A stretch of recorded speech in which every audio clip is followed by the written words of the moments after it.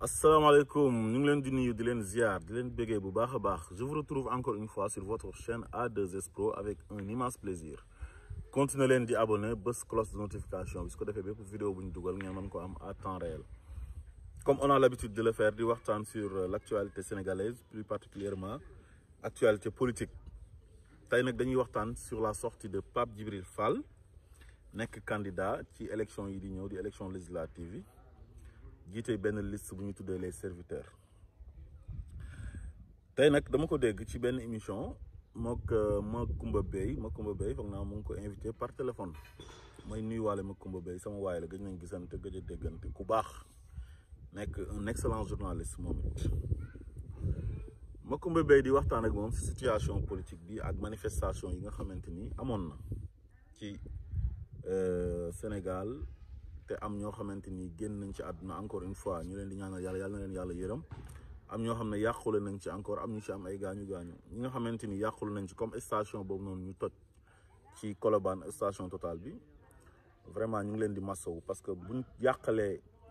benn sénégalais bu créé entreprise am boo xam ne dafay jël ay sénégalais yàqal nañ ñu bëri parce que kenn ku ci nekk rek booy liggéey tey Sénégal am na ay nit yu bëri yoo xam ne yaa leen di gàddu. parce que Sénégal moo demee noonu quoi am nit ñoo xam ne yow la ñuy yaakaar pour bu weer dee nga dem jënd ravitaillement ñoom ñu mën cee lekk am ñoo xam ne si nga leen di fayal jàng wala nga leen si jëndal ay fourniture si xale yi nga xamante ni ci yow lañ wékku donc Pape Djibril Fall dafa nekk un journaliste boo xam ne il est respecté par tous les Sénégalais xam nga par sa pertinence ak éloquence am nga xamante ni bi mu jaaree 2S jógee fa dem TFM ci émission jàkkaarloo bi heure buy wax rek sénégalais yëpp dañ koy bàyyi xel ñëpp naw ko respecté ko ba tey ba sax loolu moo ko may sax mu am li mu am nii tey ba mën a samp ndëndëm parce que sénégalais yi xam nañ ko li tax sénégalais yi xam ko lu tax sénégalais yi respecté ko bëgg ko moom moo ko liggéey c'est un excellent journaliste man nag je n'ai rien contre lui léegi moom dafa mës a féetee ci askan wi parce que askan wi dañu vulnérable parce que ñun depuis 1960 ba léegi président yi ñuy am bu ñu ñëwee ku nekk rek yow sa ay xarit ngay àndal même système moo fi ama di jaay doole di sàcc xaalisu sénégalais yi toujours ñoom ñooy nekk ci extrême pauvreté da nga leen di appauvrir xiifal leen ba ñoom li nga xam ne mooy seen xaalis bu ñuy cotiser di l'argent du contribuable li nga leen ci war a defal sax doo leen ko defal waaye yow da nga koy jël sàcc ko yàq sa ay njaboot daal di ci noos léegi nag ñu gis ne bépp journaliste boo xam ne rek yow da nga ñëw féete ak askan wi Sénégal yi dañ lay bëgg respecter la jox la cër parce que am na seen journaliste yoo xamante ni tey vraiment jaay nañ seen ngor dem féete ak Macky Sall au détriment du peuple donc tey jii booy tagg ñi nga xamante ni dañoo féetee ci peuple bi sax yow dañ naan la da ngaa far ak ñooñu parce que Ousmane Sonko lañu àndal léegi journaliste yooyu yëpp tey féetal nañ leen ak Ousmane Sonko ku ci mel ni Serigne Saliou Gueye ku ci mel ni Pape Alé Niang ak Waawal Fadjri ñoom Mame Biram Waj Pape Sané Aw Diop Ndiaye Moustapha Diop taxawaay yu am solo yooyu ñu am xam nga ak Pape Ndiaye ak ñoom Babacar Touré Kewlo boo limee da ngay juuma am na journaliste yoo xam ne ñoom ils sont du côté du peuple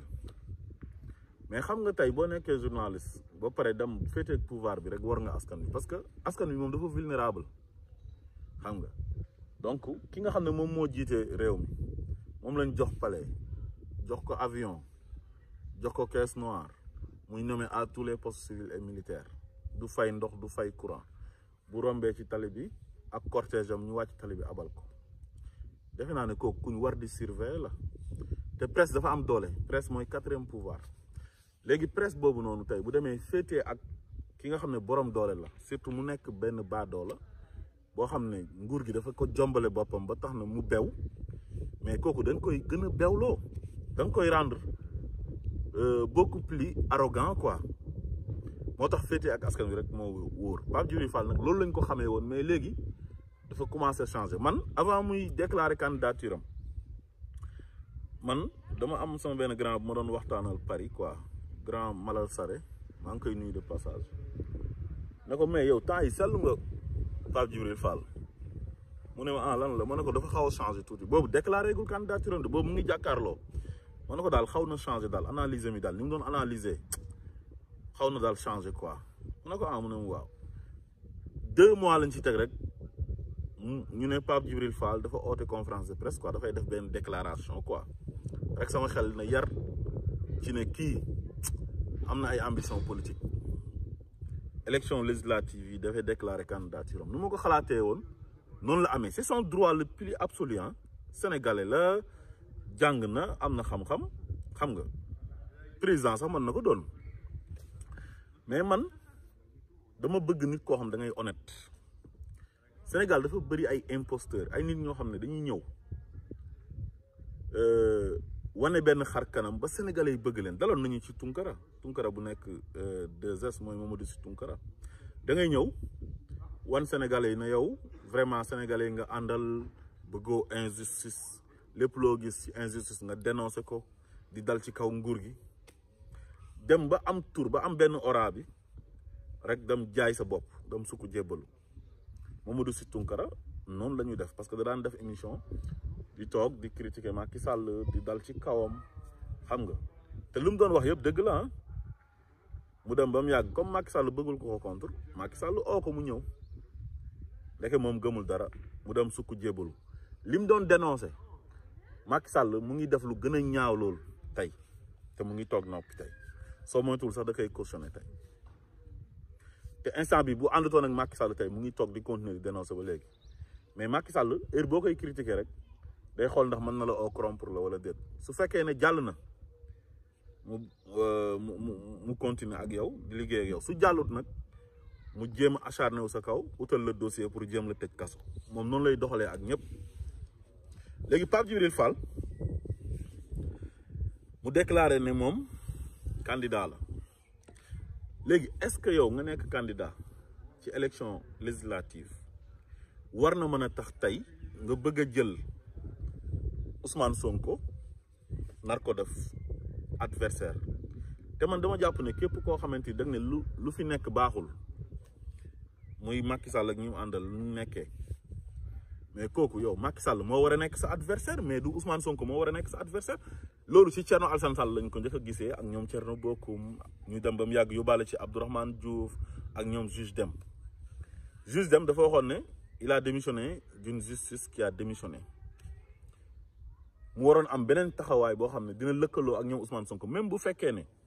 bokkuñ idéologie bokkuñ gëm-gëm bokkuñ ni ñuy gisee ci politique mais objectif bi benn la war a doon mooy le départ de Macky Sall kon ñooñu est-ce que war nañoo mën a réeroo bay xeexante léegi Pape Djibril Fall ñëw na bokk foofu léegi bi ko Macoumba Beye invité dama dégg mu ne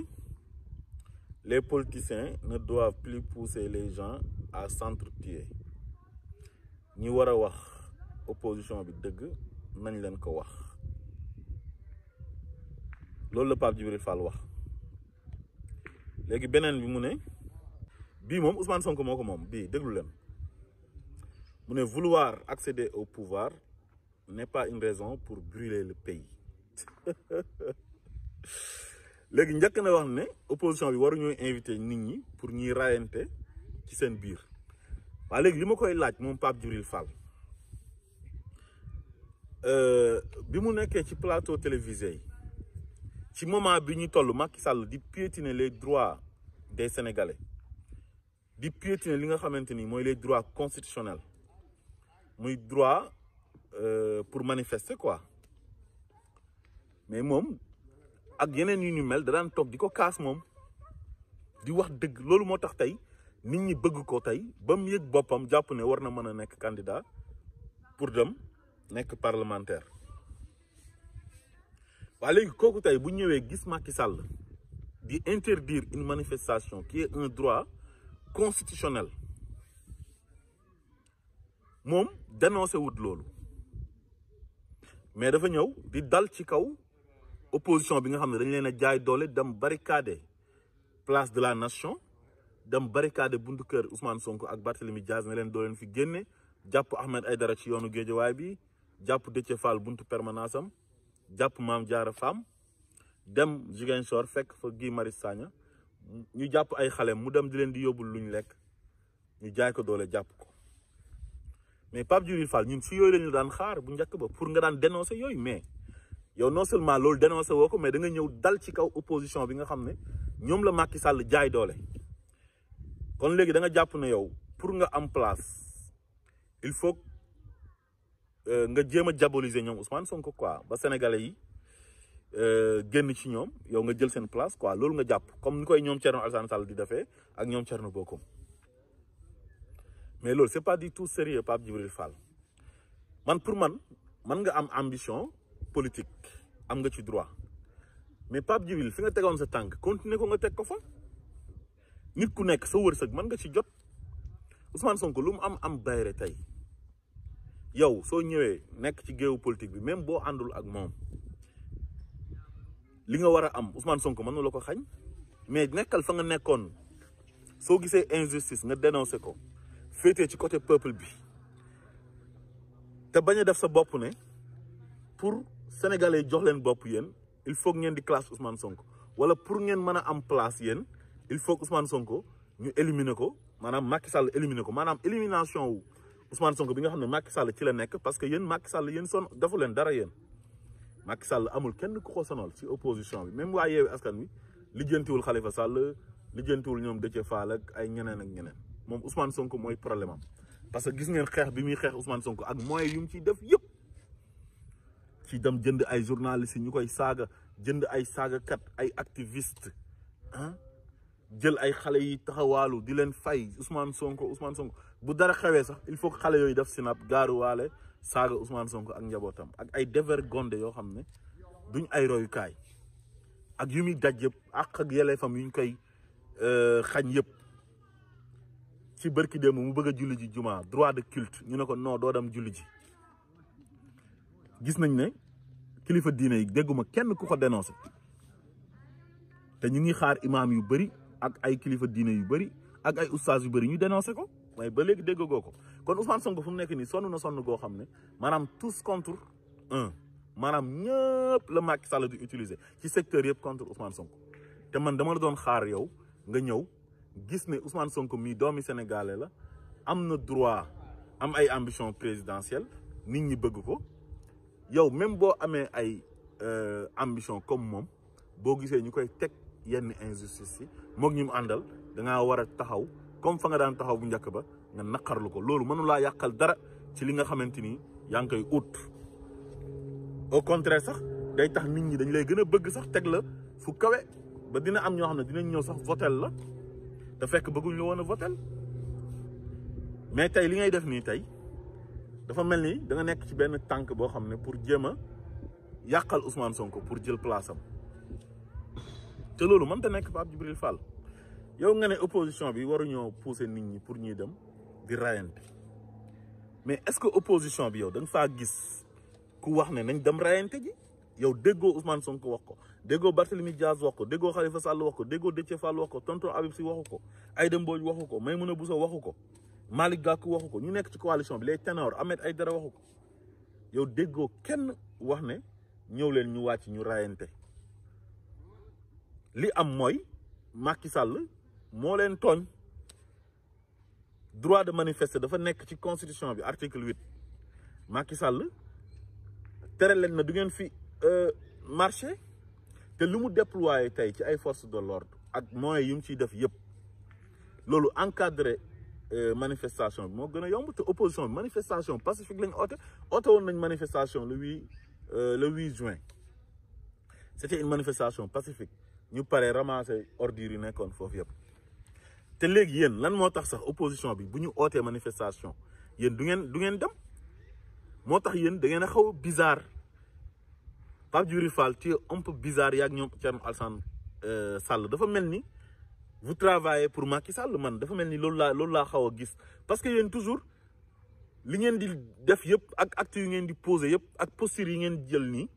dafa mel ni Macky Sall la gën a arrangé que sax opposition radicale bi mais loolu su fekkee ne noonu ngeen nar a taxawee yéen a ngi trahir sénégalais yi wax dëgg yàlla yéen da ngeen a wax ne lu fi nekk baaxul Macky Sall dafa yàq réew mi yàq jikko yi wax naa ko sànq juste dem justice bu démissionné moo tax moom mu démissionné Thierno Alassane Sall am ak Macky Sall problème ci affaire contrat wu Sénégal yoo xam ne dañ ko waroon a signé ak Total mu gis ne Sénégal daal daf ciy perte du ci gagné mu jaral ko mu démissionné ñeneen ak ñeneen injustice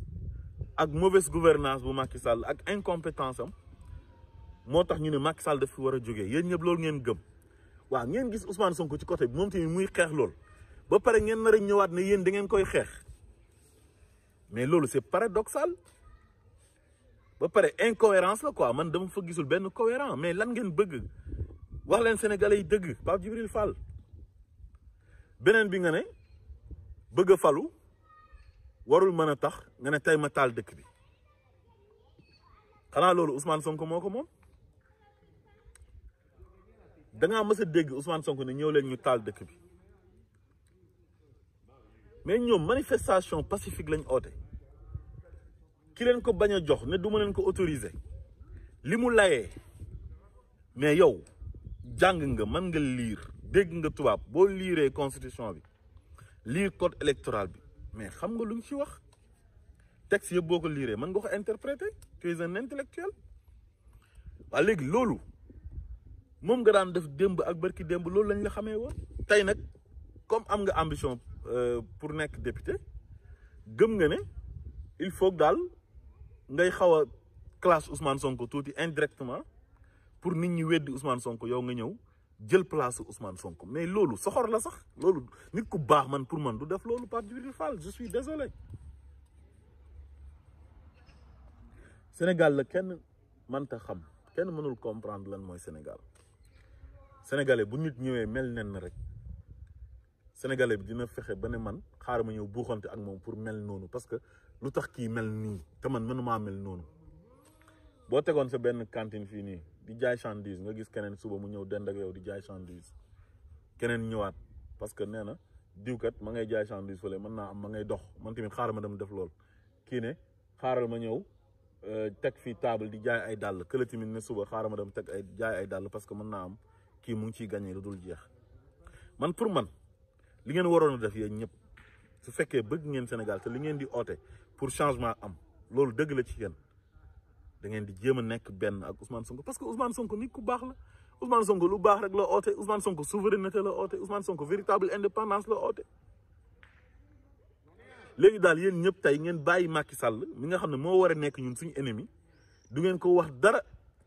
su ngeen ñëwee naan da ngeen koy clash lu ba pare njàmbaase wala ci Ousmane Sonko nag am ñoo xam ne dañuy wax ne ñoom dañoo neutre bala ñoo mooy ñu may tuddee naa feq yi rek bala maa dee suñ ñëwee ne waaw man faruma fenn waaw man damay wax dëgg rek te yàlla tax Macky Sall yow lii nii ak lii ñëwaat ci Ousmane Sonko reproché ko dara Ousmane Sonko daa yore nguur Ousmane Sonko kenn joxu ko Sénégal erreur nag nit mën na kaa def parce que l'erreur elle est humaine ku dul juum amut mais tey nit koo xamante ni doon naa fekk nga gis Macky Sall façon bu muy yoree Sénégal su fekkee ne borom fit nga su fekkee courage nga su fekkee ne nitu dëgg rek nga da ngay wax dëgg te yàlla tax wallahi Macky Sall moom mooy tooñ nit ñi Macky Sall mooy xañ nit ñi seen àq ak seen yelleef ay nit yu bëgg a manifester nga ne leen doo leen manifester nga dem barricade place de la nation yematoo ci xeeb nga ko nga dem fekk leen seen biir kër ñëw barricade seen buntu kër dem ba koy tere mu dem julli ji juma dans quel pays sommes-nous laay laaj ci ban état lañ nekk ndax si état de droit lañ nekk wala dañoo nekk ci dictature Pape Djibril Fall foofu lañ la doon xaaree nga dénoncé ko ba pare opposition bu ñu ootee manifestation pour dénoncer li fi nekk mais nga ñëw su fekkee da ngay wax ne opposant nga bala ñoo dee mu naan les politiciens yow lan nga mais li ngay def c'est de la politique ngay def di li ngay def bu nekkul politique lan la sénégalais yi daal yéen laay waxal moytu leen genre doomi aadama yii dañuy ñëw utiliser leen di wax ba seen ñeex saf yàpp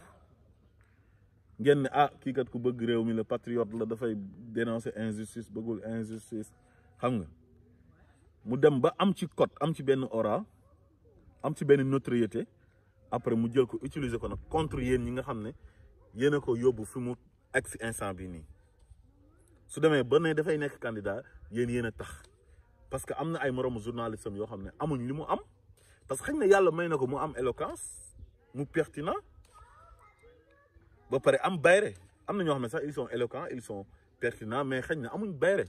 am na ñoo xamante ni tey dañuy am xam-xam mais duñ am pertinence duñ am éloquence loolu yàlla moo koy def di nga am xam-xam doo ko mën a génnee mais bu yàlla defee nga am xam-xam ba pare man ko wax ba pare nit ñi man ko dégg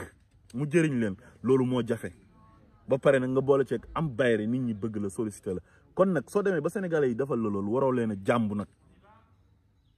ñëw naan da ngay opposer Ousmane Sonko pour lan loolu rafetul